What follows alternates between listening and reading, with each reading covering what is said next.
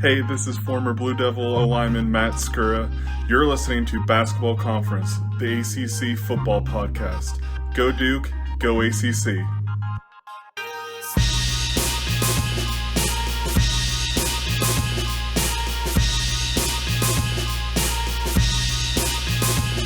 Ladies and gentlemen, boys and girls, welcome back to Basketball Conference, the ACC football podcast. My name's Joey Weaver. He is Cam Underwood. Cam, good to see you. Welcome back. How are you doing? Yo, what's going on, everybody? Doing great. Glad to be here on the precipice of another football season, which means I get to connect back with, my friends Joey and Mike. I know Mike's not here right now, but that's okay. He's here in spirit. And our Twitter DM thread is always active with lots of comments and jokes. So it's like I'm always connected with you guys, virtually and everything. And glad to be back here with you today, man. Absolutely. One of our very favorites every time. We really appreciate your time here, Cam. The people might be surprised to hear my voice. I haven't been on here in a couple months now. I've been dealing with addition to the family, among other things. So I found some time on my lunch break. We were able to make this work, so really appreciate you joining us here, Cam. As you mentioned, Mike, not with us today, with us in spirit. I think he is on a golf course somewhere, so I'm sure that he's managing just fine for the moment. So we got relegated behind the 7th hole. Got it. Okay, we'll see how it goes. Yeah.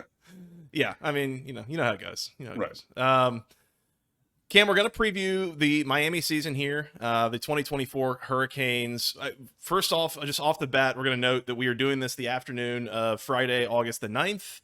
So this will come out here in the following days. If something crazy happens that we don't note here, it's not that we have our heads stuck in the sand. It's not that we're not aware of what's going on. It's just, this is how on-demand audio works. So keep that in mind. Friday, August the 9th is what we're doing here. Cam, I want to start 2024. I mean, I would say Miami is not a program that's really ever expected to win very many games. So this is kind of an unusual year that there are some expectations around Miami to be good. Obviously, that's tongue-in-cheek. A team that is always has some expectations, but it really feels like this is the year that the roster and the schedule are set up that this needs to be Miami's year to win the ACC, to go to the playoff. I'm curious to get your take on this. The way that I almost thought about it is like, this has to be like ACC championship game or bust for Mario Cristobal. And it's like, I almost start to wonder if they turn in another 7-5, 8-4 type of season that you've seen from Miami so many times in recent years. Does that kind of thing, would that put Mario's job in jeopardy? Is there a chance that he's like coaching for his job, so to speak, with the way that this year turns out? Yeah, that's an interesting kind of looking at the situation differently. Everybody's definitely looking at, hey, Miami's brought in all these players, clearly spent this money in the transfer portal to, get all these guys that we're going to talk about along the way and everything. So looking at the positive point of like, what does success look like and what does it breed? But on the other side, like, what if that success does not happen? It would be, I'm not saying that Mario Cristobal is coaching for his job this year or even next year if it falls short of expectations, but you start to bring that into the picture. I know that like with Randy Shannon, with Al Golden, and with even a Mark Richt at a time, because he won those games in 2017. And then it started to fall off, and then he kind of refused to make the changes necessary to push the team forward. So then it was just like, well, if he's not going to, take the feedback of the negative results and apply that to the program to try to find positive results, what are we really doing here? I think that if you were to have 8-4, 7-5 this year, I mean, 8-4 is a disaster. 7-5 or less is a catastrophe. With this roster, with the near entire continuity of this coaching staff and support staff as well, you have growth and development from players who have been here. We went out and I mean, Miami's a private school, so I don't have the numbers or anything, but just by who came in the transfer portal and who we were competing against, we clearly spent plenty of money to go and get the best talent available at all positions of need to build a better mousetrap, to create the kind of team that should be competing for championships. That's, it's no longer division, but I would always say division, conference, national kind of a thing. It has to be that 7-5 with this schedule, and you have no Clemson, no NC State, no North Carolina, who's beat you, beat your brains in multiple times recently and everything. Like, you don't have those. You get Florida State at home. You know what I mean? Your other non-conference major game is Florida, who I know that's a heated rivalry and things like that. But, that's a coach who should be on his way out.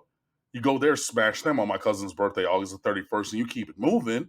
But, like, this schedule sets up in a way, this roster sets up in a way. And then, I mean, just to name one player in specific is the player that we've been missing. You go get Cam Ward, who was the best, one of the top 5 returning quarterbacks in America, regardless of class. This is a guy who's, contributed for umpteen touchdowns across his career, has all the talent in the world, was probably going to be like a 3rd or 4th round NFL draft pick, and then changes his mind to come back. I'm a little salty about that because Jeremiah Smith from Chaminade, who decided to go to the most hated school in my life, the school in the state south of Michigan, had Cam Ward not messed around and went to the NFL draft and then came out of that consideration later after early signing day and everything, had his timing been right when we first approached him, because he took an official visit before early signing day, if Cam Ward does that and then Jay Foe stays where he should have been this is a real monster if that happens. And that is like a direct corollary situation in the world of recruiting. I know other people have surmised other things. I've talked to people because I used to work in public education and in the world of high school sports down here. So I know people at all of these schools. I talked to somebody at Chaminade and it was pretty direct. If Cam Ward would have been on board as Miami's quarterback before early signing day, Jeremiah Smith is a Miami Hurricane. I digress. Even without J4, right? You still have that guy at quarterback. Now look, you might choose other younger quarterbacks, like a Dante Moore in the transfer portal, 5-star from Detroit, Martin Luther King High School, going to Oregon, going to play behind Dylan Gabriel for a year. In the long term, you might want Dante Moore over a Cam Ward. You don't want that this year. So you went and got a ready-made guy who could have been in NFL training camp right now to lead this squad. It has to be to hit the over on the win total. If the win total is 9.5, it has to be 10 or 11 regular season wins for this team. And yes, circling back to your question and the framing of it, if it were an 8-4, that means you didn't find a way to lose a game you shouldn't have. You found a way to lose 2, maybe 3. If it's 7-5 with this roster, that means you found a way for 4, maybe 5 games that you shouldn't have lost to lose. Mine is going to be the favorite in 11, if not all 12 games this year. It's all there. And honestly, for a championship contending kind of team, this is a cream puff schedule, my guys. It has to be that. So I understand where you're coming from. So if that is what the scenario and situation sets up to present itself as, and then the result of this season for Miami is another 7-5 or another 8-4, I think then you start to question Mario Cristobal as the architect for what he believes to be a championship caliber Miami Hurricanes team, because 3 recruiting classes on a couple top 8 classes back to back and this elite transfer portal group, and then you still can't do anything with it. At what point, to just kind of close out this point, just like you're talking about, if we have all of these recruiting classes, this retention, this development, and the transfer portal additions from this year and last. Kiko Mawanoa, Francis Mawanoa, the freshman All-American lineman's older brother from Wazoo, who played with Cam Ward before, right? First team all-conference kind of linebacker. So it wasn't just this year that we brought guys in, but now we have the dudes that you want from high school, from the portal, at every single position, and you still can't deliver. What do you need? What do you want? You know what I mean? I gave you this Japanese Wagyu. I got you the Alaskan snow crab and you burned the surf and turf. What other gourmet ingredients do I need to provide for you, not to just fucking leave it in the oven and burn the shit? Because we're at that point. where we have the gourmet ingredients everywhere. We have the kind of talent and performers at every single position. If you can't deliver it, then it almost becomes the point of like, so what else could we do to give you a situation that you could deliver with? Is that reasonable? Or have we given you everything that you asked for and then some? You have the scenario that you desired and you still laid an egg? That makes me then question you. So yeah, I think if things were to go in that negative direction, that could be the case. But I'm very hopeful that that is not what happens. Yeah, it's exactly what you're saying, right? Is that, again, you look at the schedule, it's tailor-made. I mean, I'm looking at it, you've got tough games back-to-back, maybe at Louisville and then home against Florida State. Off of And a then, bye, like, by the way. Yeah, those 2 games off of a bye. And then after that, I mean, your third toughest game, is it at Florida? Is it home against Virginia Tech? Is it at Georgia Tech? I would say Like, that's the best I can either, come up with. it's sneaky. I would say Virginia Tech is probably the number 3. If not them, the real sneaky one in week 6. Because we don't leave the state of Florida until we go across country to play Cal. Now, the week before that is a Friday night game, so we get the extra day for travel going into the, you know, the subsequent Saturday. But like, if it's not Virginia Tech, yeah, that week 6 game cross country in Berkeley, that's a sneaky kind of tough, you know, it's a trap kind of thing. But yeah, I mean, but then I don't necessarily think Cal's going to be really that good. I think they're going to be a competitive team, but then we're talking about like, though that is the next hardest game. There is no Alabama non-conference. There's not Clemson and North Carolina in conference, which we've had and struggled with. That's a huge step down in terms of like the, you know, the resistance of the third strongest or third toughest game on the schedule. And yeah, again, Miami's going to be favored in all, even with those, whatever you want to rank it, they're going to be favored in that game. And the expectation for me is, yeah, delivering a win. But yeah, we'll see. Just don't fall asleep at the wheel there. I mean, that's really the whole game, right? Is stay focused, and, you know, whatever that environment might be. I'm going to admit I'm not super familiar with Cal's home field advantage, you know, but I could see that being a little bit similar to what I would say like a Duke, which is like almost like the anti-home field advantage, where like it's so quiet and so low energy that like it can like sap the energy out of an opposing team. So I could see something like that coming into play. So again, it's like, just don't fall asleep at the wheel and focus on the task and get it done. You mentioned with Cam Ward, and you talk about, you know, some of the people that you had to outbid for him and some of the waters that you're swimming in, kind of guessing at how much money was being spent. And you noted that one of the things you had to outbid was the NFL, and Miami was able to do that. I think, you know, not only with the money invested, but also realizing that, yeah, as you mentioned, he was going to be a mid-round draft pick. You know, if he had gone to the draft this year, I'd imagine that the expectations around him are pretty sky high here. And a guy who's really kind of had an interesting college career. I mean, he played a couple years at Incarnate Word here, I think in San Antonio here in Texas, goes up to Washington State, and now comes all the way down to Miami. He's played at different levels of football, but this is clearly going to be the most talented team that he's had around him.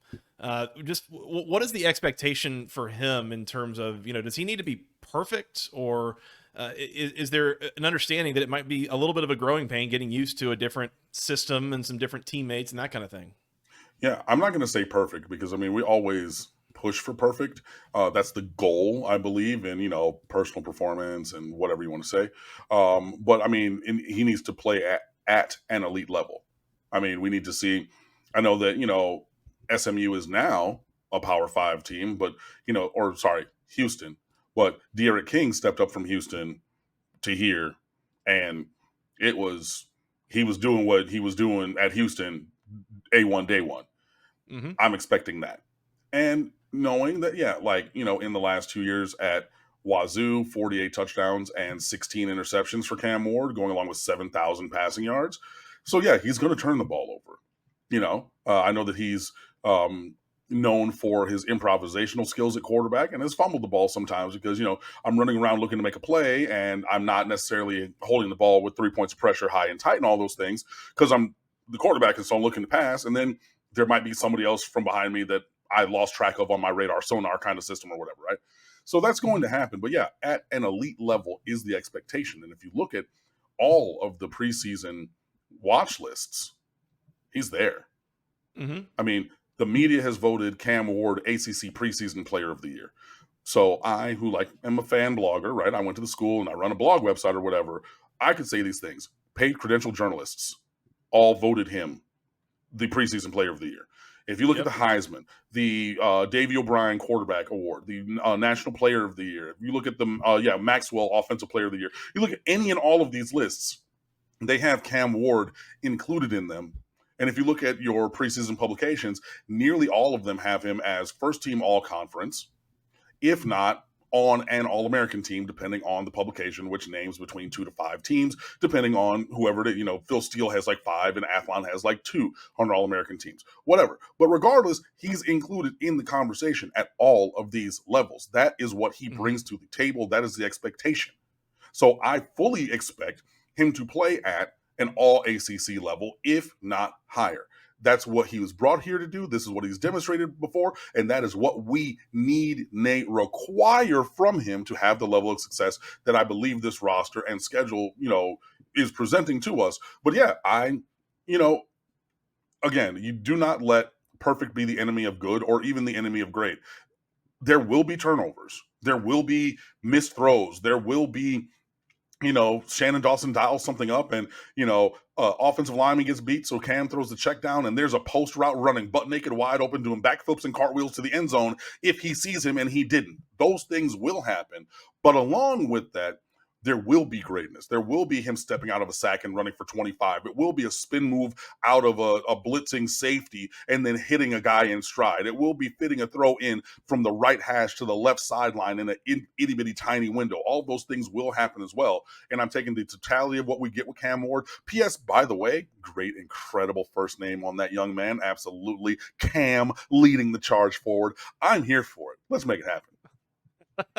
you got the Cam brotherhood going on there. That's good. Man. That's good. There's another. There's a couple of other really, I think, impactful incoming transfers here too. You get Damian Martinez, the running back out of Oregon State. Henry Parrish and Don Chaney both out, but him and Mark Fletcher now the running back duo. Xavier Restrepo is back.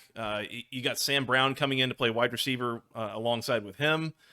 It seems like the supporting cast is there as well. Is it just a matter of these guys kind of meshing together? Again, not having really played together a ton before spring ball. Yeah, there is going to be a measure of integrating new pieces here. And as you said, Henry Parrish, who was rotational starter, Don Chaney Jr., also a rotational player, both former, high 4-star recruits from South Florida, have transferred out. Damian Martinez, the first team all Pac-12 in its last year of full existence, running back coming over, pairing with Mark Fletcher. So you have a Thunder and more Thunder duo with them. Shout out to Chris Johnson Jr., no relation to CJ2K, but built the same from Fort Lauderdale Dillard High School. And before he enrolled early was the 100 and 200 meter dual state champion as a sophomore and junior in the state of Florida. So I say that to say this kid can fly. Mm-hmm. So, and he's in the backfield as well. Further down, true freshman Chris Wheatley Humphrey. Again, he might not do everything well, but he runs real fast. And if you give him a crease, watch out. So you go 4 deep with a variety of running backs. Xavier Restrepo coming off of, in joking about the college football video game, a friend of mine, he called him 99 catch Restrepo, as in 99 catch rating, because if the ball's around him, he catches it. And he seems to always be open as well. You bring in Sammy Brown, you have Isaiah Horton, who caught a touchdown in the A&M game, that long play action shot up the left sideline in the third quarter. He's stepping into a bigger role. You bring in Josiah Trader, Jeremiah Smith's All-American teammate from Chaminade. You bring in Nyquavius Carr from Georgia. I forget which school. I think it might have been Colquitt County, but another elite school in Georgia. You bring him down to add into the group as well, and a couple others. Tight end is very, very stocked with talent. Elijah Arroyo was out most of last year, battling a knee injury. He's back and could be one of the more dynamic tight ends in America. You got the literal 28-year-old, 9th-year senior Cam McCormick coming into block a couple times at tight end. But yeah, you have tons of talent there. And the offensive line is one of the best in America, which Miami has not been able to say in a long time. But Mario Cristobal, who was a champion offensive lineman here, said, we're going to build this program with big dudes close to the ball on both sides of the ball, but especially on the offensive line. And we have that and have the ability, like, Miami recruited 2 5-stars in the 2023 recruiting class. That was Francis Mawanoa, who started at right tackle the entire year, and Samson Okunlola, who was in rotational playing, and then he tore his ACL, so then he was out the rest of the year. Samson Okunlola as a 5-star might not have a spot on this offensive line this year. That's the kind of talent that we have. And now you're integrating another transfer that we have not mentioned, Zach Carpenter from Indiana at center, replacing Matt Lee, who came down from UCF and was a very strong leader on that offense. But yeah, I think there's going to be a measure of putting, the pieces together. But as I've detailed in the last couple of minutes, there's so many pieces of skill talent on offense that, yeah, I believe that will, it should be something that you can do. And honestly, if we're talking about finding the level of excellence for everyone, that's very different than when Mark Richt got here and said, okay, we have no speed on offense. So to approximate the speed of other teams, we're actually going to start wide receivers 5 or 10 yards in front of the line of scrimmage to approximate the reaction time because we don't have the speed. That's very different. We have everything that we need here. And I think that we should hopefully be able to put it together. Shannon Dawson has, been a coordinator in a lot of different places. He worked with Geno Smith. Shout out to Miramar High School when he was at West Virginia. He's coordinated all over the place. I think that, we have a guy who can cook it up, but lots and lots of talent. And I think we should be able to put it together. I have to imagine if there is an exhaust port on the Death Star here, it's probably on the defensive side of the ball. And I think back to a couple of games last year, especially, there were a couple of times that they gave up a lot more than I think you would think that they would have, again, given relative talent levels and such. But I think in particular, I kind of remember there being some hiccups in the secondary with communication and getting wires crossed, that kind of thing. Is that going to continue to be kind of the make or break thing for the defense, or is there something that you're aware of that they've done to kind of shore that up going into this year? Shoring that up, obviously, is just kind of reviewing the film and coaching the situations. You were very gracious in your framing of that, but the Georgia Tech game, right? Wait, again, what happened? Should we go over that again? Shut up. Not even the fumble part, which wasn't because he was down, but the defensive part where the only thing that beats you is a bomb over the top, and then our All-American safety, Cam Kinchins, bit on a double move pump fake, and to Christian Leary, a multiple-time state of Florida prep sprint champion. And then when Leary engaged the afterburners and turned up the field, and Haynes King stepped out of a sack and saw him, there's no chance for because Cam Kinchins is an average athlete, right? He's a great football player, but an average athlete. When you have a super sprinter going, you're looking at the back of his jersey, you're reading his name. You know what I mean? Oh, that's Leary, great, and he's running freely into the end zone. That was, and I know that everybody, now recalls what we're talking about. That situation happened, unfortunately, for Miami in several games or something. Maybe not that exact terminal series of events, but that kind of a thing where we're jumping a route or we're, they're the other teams see, oh, he has a tendency, or the defensive backs have a tendency to try to jump this if we show this route. So if we do this combination with it, with another receiver or double move the receiver of target, then we can get over the top of them. And that did happen. So you just have to review your structures and your processes, and I believe that has happened. And we have a pretty much all new secondary, which is that's the Achilles heel until you prove that that's like my Bruce Lee, kick of fury, actually. So we have Daryl Porter Jr., who was pretty locked down last year at cornerback, number 2. And nobody really threw on him. So a lot of the numbers are very low in terms of, catches allowed and everything. I think this passer rating allowed is a little higher than you would think. But then when you have no opportunities for PBUs or incompletions or interceptions, that speaks volumes as well. You bring in Mish Powell as a slot safety from Washington, who got all the way, to the national championship game.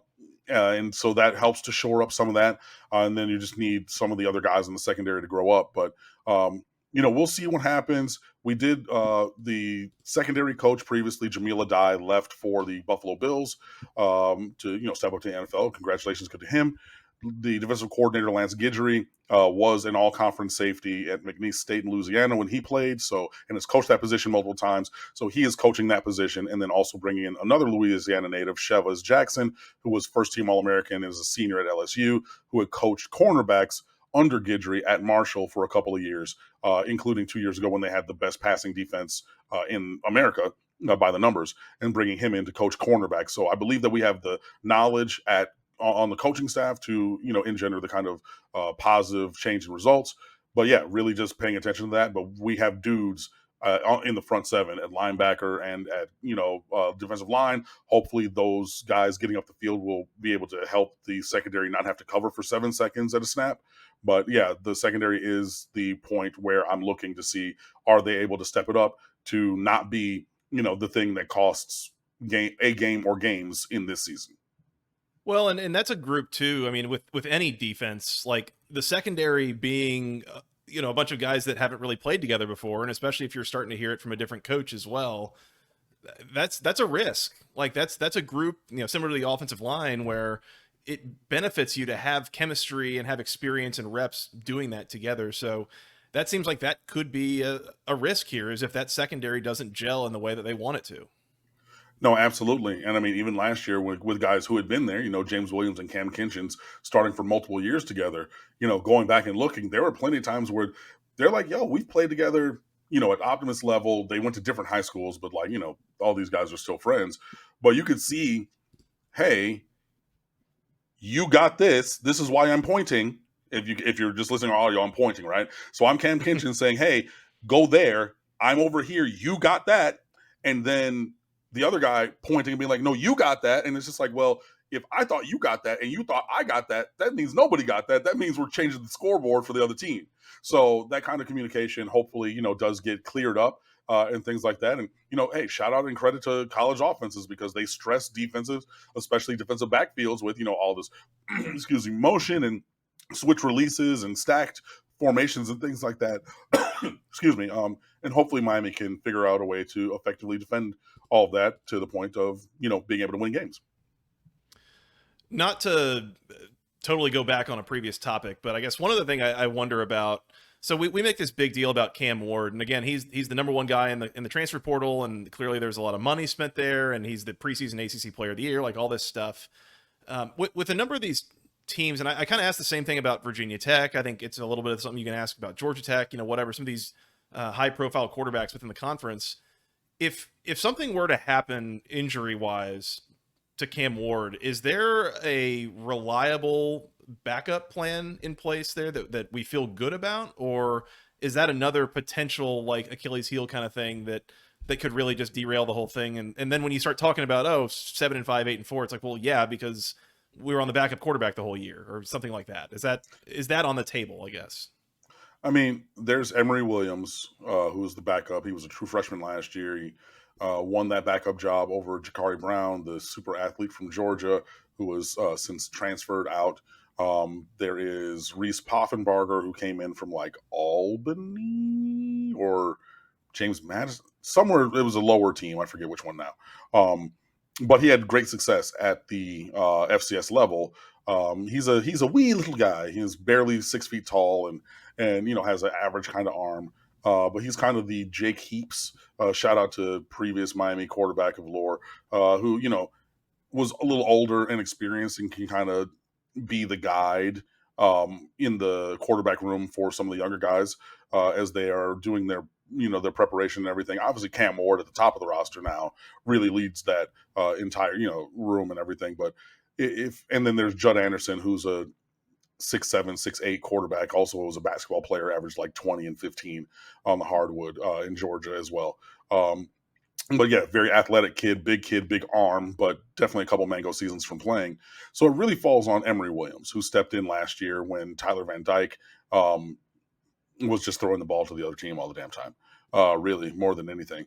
He's a gutsy guy. You saw that, he put his body on the line and snapped his arm against Florida State on that fourth in the ball game scramble. So if you're looking like, oh, is he bought in? Does he bring his heart to the squad? Is he doing what is needed to be done towards winning? Like, he literally dove and snapped his arm to try to get the yardage for that conversion.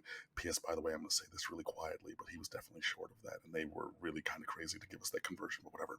Anyways, but yeah, he's a guy, he's 6'5", about 200 pounds, has a big arm. He's way less mobile than is Cam Ward, but as evidenced by that, scramble at Florida State, if he has to, he will. And I do think that the ceiling does come down some with him at quarterback. I'm looking at the over for regular season wins. I'm looking at 10 or maybe even 11.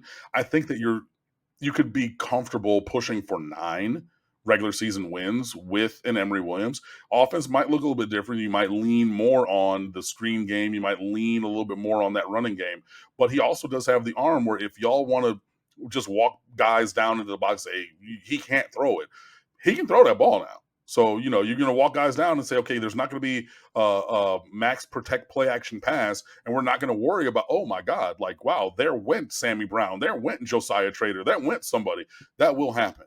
But yeah, I'm not going to say at all that he's on the same level as Cam Ward, because were he on the same level as Cam Ward, Emory Williams would be going into the year as the starter firmly. We wouldn't even gone after Cam Ward. So 2 things can be true. I think that we are firm in Emory being the next best option at quarterback. I do think it lowers the ceiling a little bit, but I do think the offense should be able to run in a full kind of a way. It's not like the varsity quarterback gets injured and you bring up a kid from JV and you run the full offense, but you only give him a live half of a field to read. I don't think it would be truncated like that. I don't think it would be truncated like, if you remember Brad Kaya's first start of his true freshman season at Louisville, where we only threw the ball deeper than 10 yards one time all game, and the whole game was played in a box.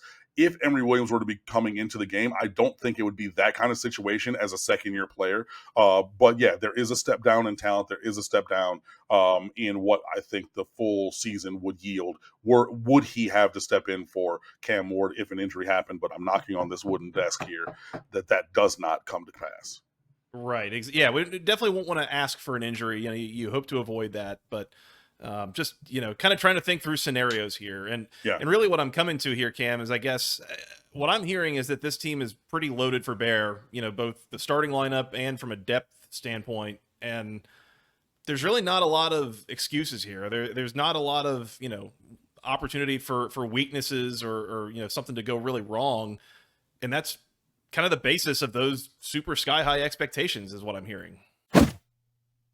Let's take a quick second to remind you about Section103.com. It is the internet's premier place for all things wonderful Georgia Tech apparel. They've got t-shirts, they've got sweatshirts, they've got hoodies, they've got a short sleeve coach hoodie if you want to look like Coach Key.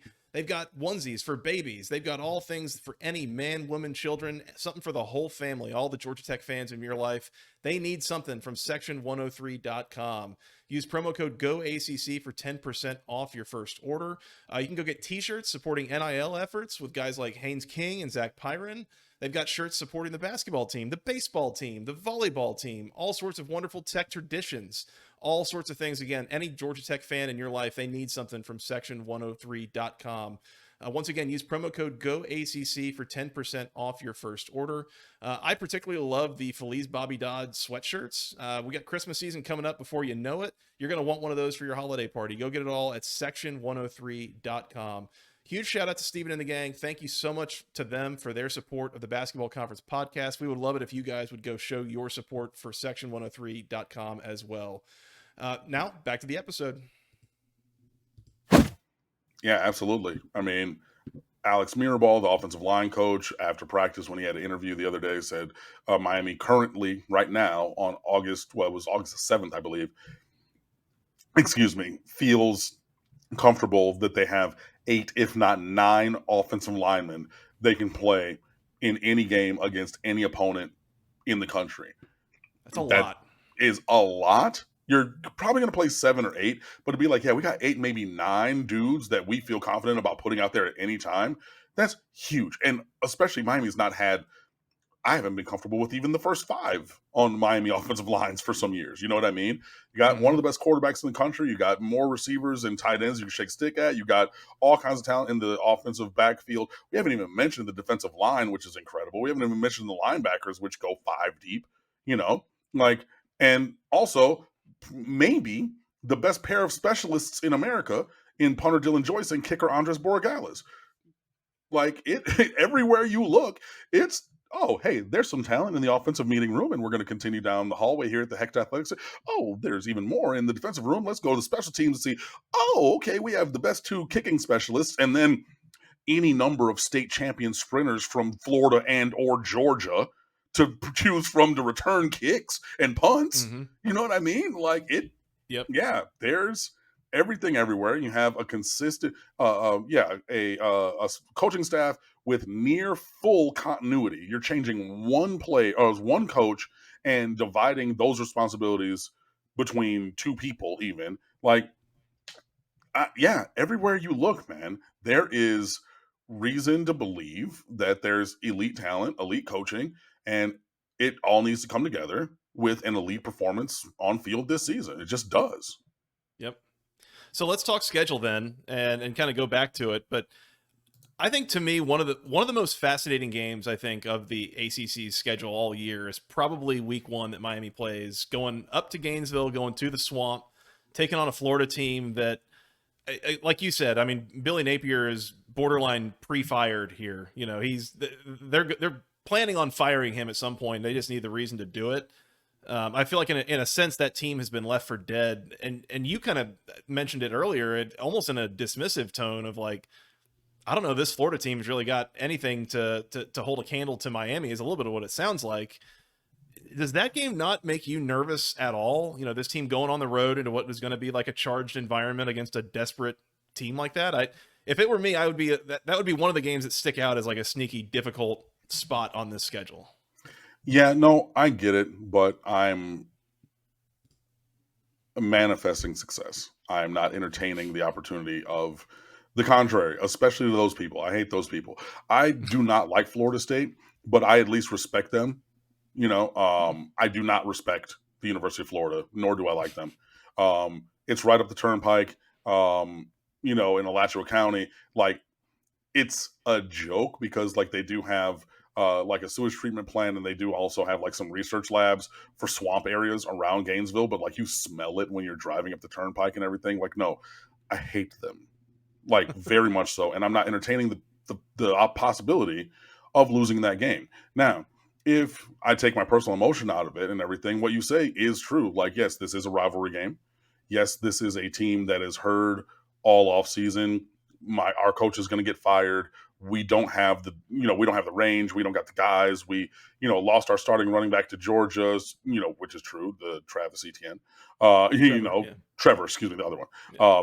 But yeah, like there's this and that, but then they're like, well, we got the Gatorade National Player of the Year in DJ Lagway at quarterback, Now, I would be much more concerned for that game if Lagway was starting as opposed to Graham Mertz.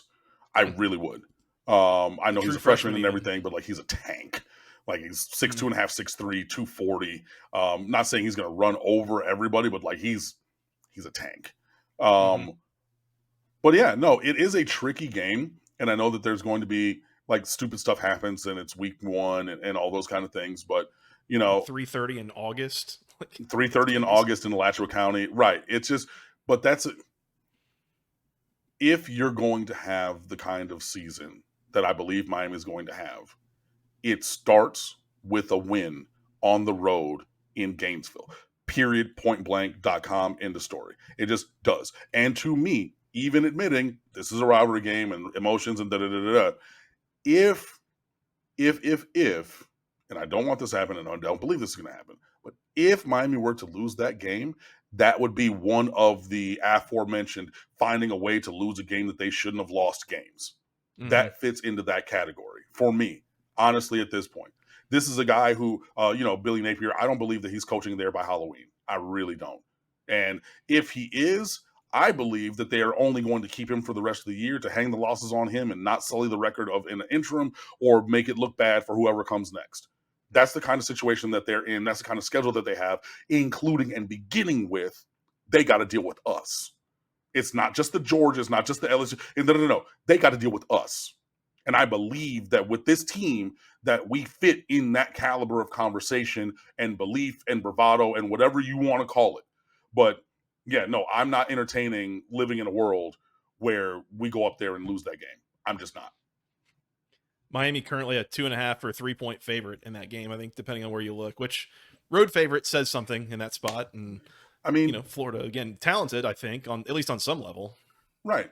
But that's a touchdown away from the because like home field advantage is like a normal home team -3, right? Mm-hmm. If you're talking about Miami or -3, that's a 6-point swing from what the normal deviation would be. So I'm just like, which is really about like a touchdown better. So I mean, yeah, I think the Miami is going to go in there and win. I'm not going to say comfortably, but like hey, by 1 or 100, as long as we win that game, I don't care.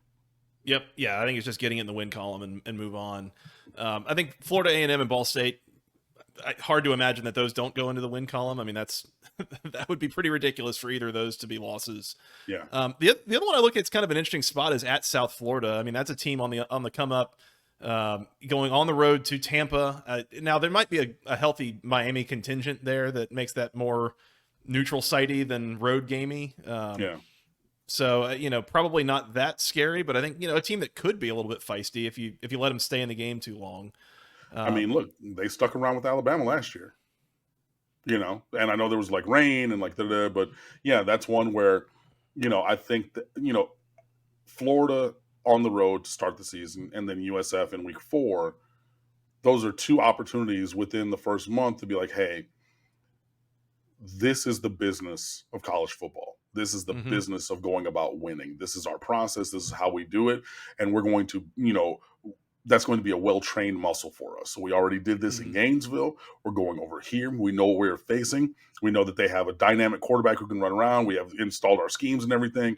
But like, okay, this system and this process that we go through yields positive results from a structural standpoint, a travel standpoint, all those things. So let's engage that muscle again. We're going right over here. It's an hour flight from Miami International Charter Terminal to TPA. Get off, go over there, do the whole thing, bus, stadium in the morning, go through the thing, boom, make it happen, get out of here with the win, continue our march forward with success. Like, yeah, that's a good opportunity for that. Yeah, and I think that, obviously, I really do think that Miami is a better team than USF, but the scenario and situation does present itself where, yeah, we do need to buckle in and then move on. Yep. After that, short week, Friday night, Virginia Tech at home. And then going to Cal, a game that you mentioned again, kind of an odd, especially with the bye week coming after that. I mean, the whole thing it's a potential tricky spot. I think, you just got to stay focused. And I think Miami should be substantially better than Cal. So if you just keep your head on it, that's probably not a problem. Come off the bye at Louisville and then home against Florida State and then home against Duke, at Georgia Tech, home against Wake Forest, at Syracuse to finish the season. And I'm with you, Cam. I mean, I figured they're at minimum, if they're favored against Florida, they're probably favored in at least 10 of these 12 games, probably more like 11, if not all 12 of them. And so, yeah, again, it's just a matter of performing up to the level that you're expected to. And, is the Florida State game, is there any spot on this schedule that, it doesn't sound like there's all that much that really concerns you here, that you just gotta do what you're supposed to be capable of based on what we expect here. Yeah, I mean, it's really living up to the expectations for this year. And I'm originally from Detroit, and I said this all year going into last NFL season with the Lions. I said I'm leaning into expectations, and that's not a thing that I usually say because I know the Lions have been terrible, 0-16 and da-da-da-da. But in the season, I said no, I'm embracing expectations, and I'm doing the same thing with the Miami Hurricanes.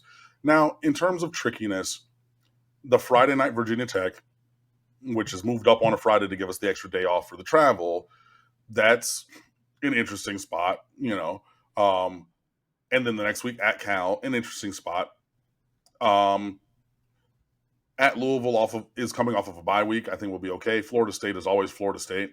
The tricky one for me, the sneaky tricky one, is Duke, because Miami's former coach Manny Diaz is now Duke's coach, and he's going to want to come down here and get revenge on Miami for firing him. And like, he was a success. I mean, it wasn't like championship success, but he was a successful coach, and still, even with pretty positive feedback from the players and objectively, positive results, got fired. I mean, now you are looking for a program builder, and you are taking, top 15 classes and turning those into top 10, if not top 5 classes in the recruiting world. But yeah, I'm sure that he has no love lost. And, Miami's also lost 3 in a row to Duke. The fuck?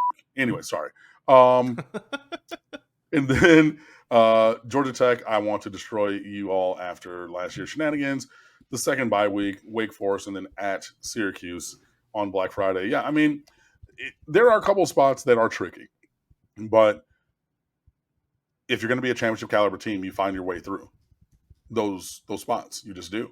I think, yeah, a 10-2, 11-1 regular season is what's there on paper in terms of this schedule. I think that, yeah, I'm not saying that this is the greatest team ever and that Miami's just going to win 937-0 every single game.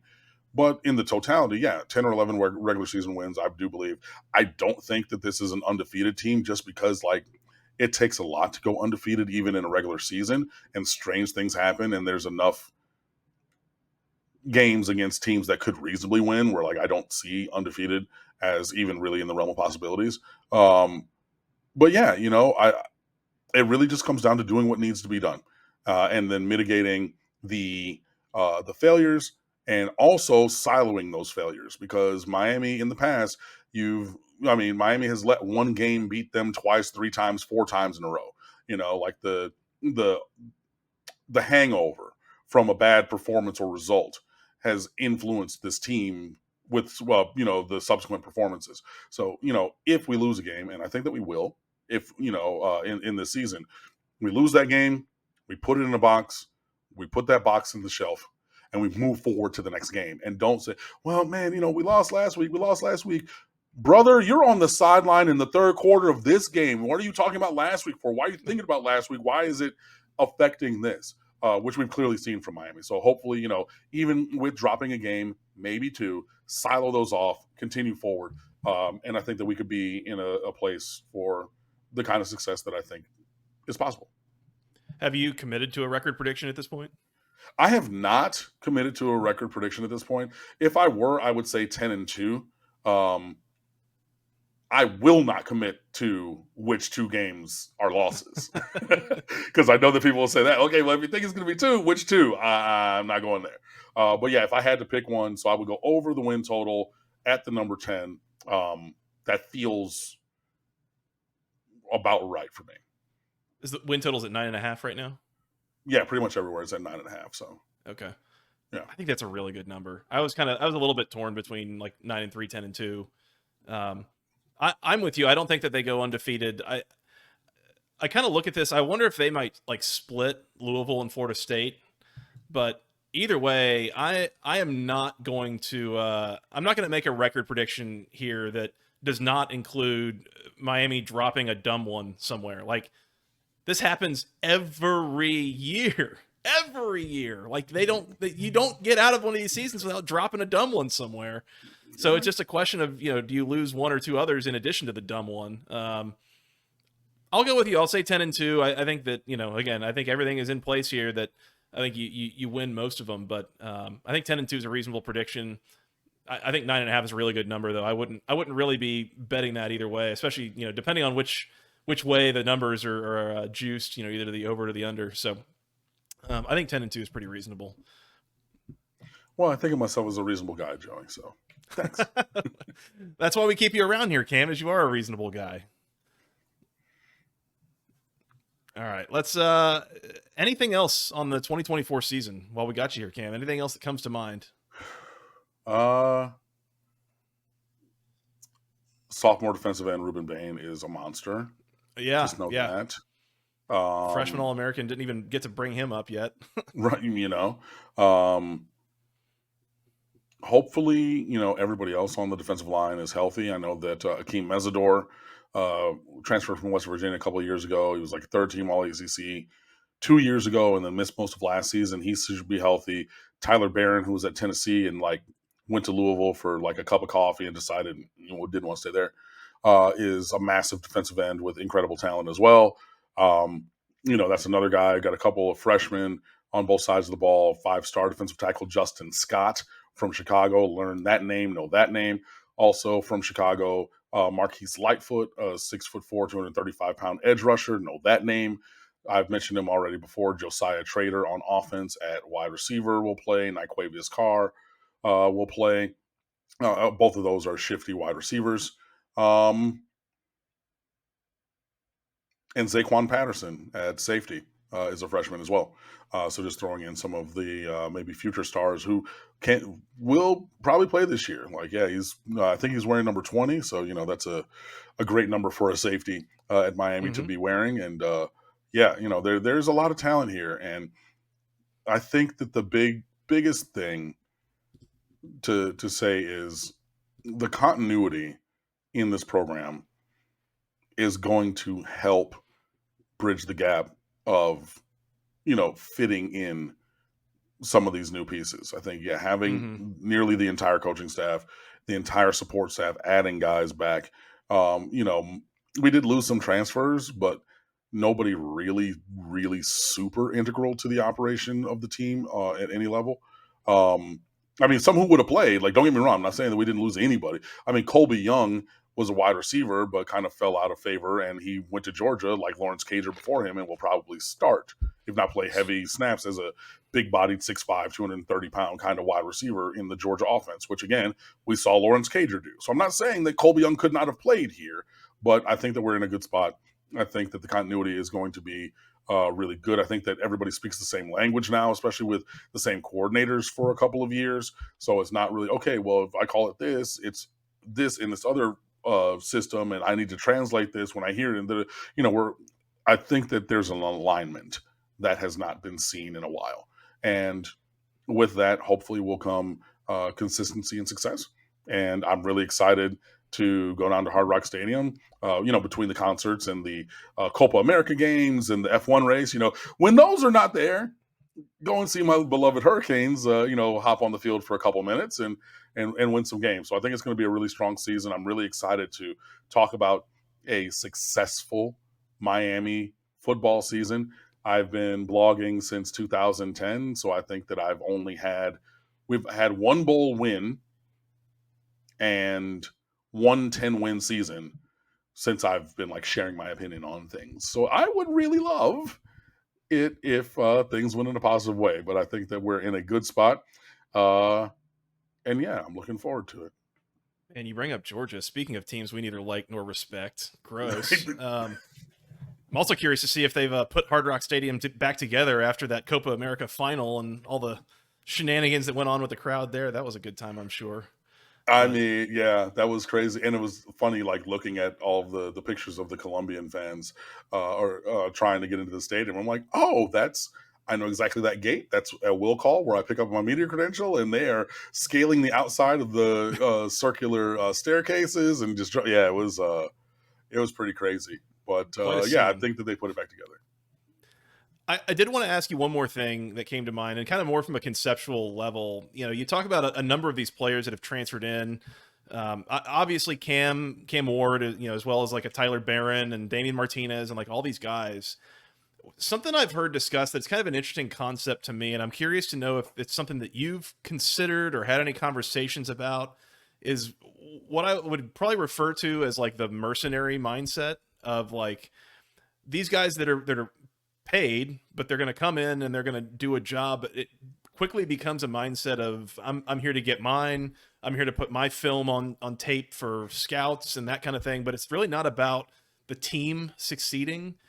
Is that ever anything that you consider? Have you had conversations about that? Or is that something that you really think the team's culture is going to try to fill in the gaps for?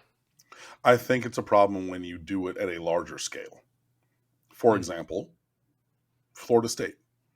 Team Tallahassee, look, they built a mercenary squad for last season. and they went all in on it.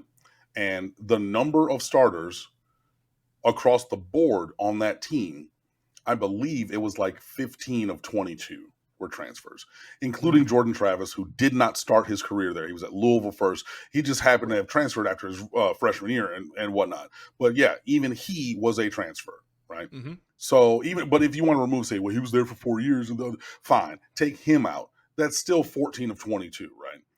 When you have that kind of thing in a year or two, yeah, it becomes a real mercenary squad kind of a thing. And like, again, they built a great mercenary squad, and they went undefeated in the regular season, and whatever. I don't think that they have nearly the same talent, but they pushed their chips to the middle in that one season.